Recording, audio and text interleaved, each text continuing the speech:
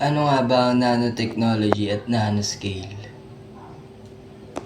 Ang nanotechnology ay ang sangay ng agham at teknolohiya na tumatalakay sa paggawa, pagbabago, at paggamit ng mga materyales at kagamitan sa napakaliit na sukat.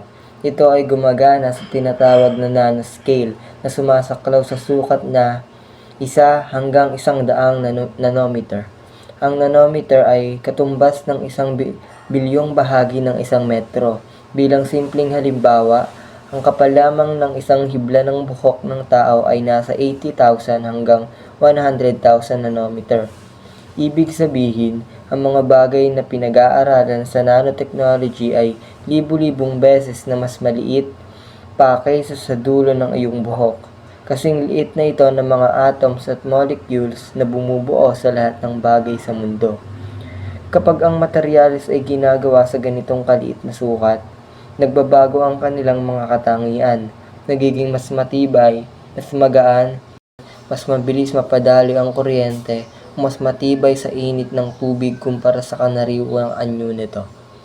Halimbawa, ang telang karaniwang nababasa at nadudumihan kapag nilagyan ng nanotechnology ay hindi kaagad tinatabla ng tubig at kumakapit ang mga mancha dito.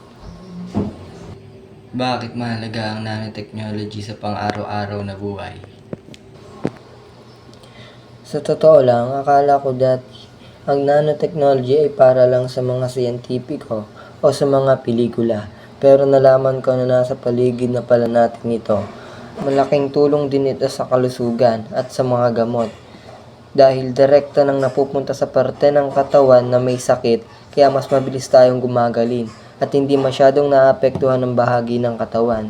Ginagamit din ito para linisin ang tubig na iniinom natin at ang hangin na nilalanghap natin para sa ligtas na paghinga. Ito ay gawa lahat ng nanotechnology.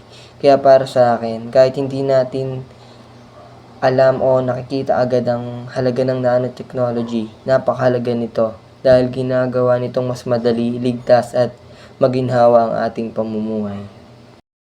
Bakit mahalaga ang nanotechnology sa kursong criminology? Malaki ang naitutulong nito sa pagpapatupad ng batas at paghahanap ng katarungan. Sapagkat mas tumpak na ang ebidensya, nakakatulong ito para makita at masuri ang pinakamaliit na bakas sa pinangyarihan ng krimen, tulad ng bakas ng daliri, munting piraso ng damit o bakas ng pulbura ng baril na hindi na halos makita ng karaniwang mata.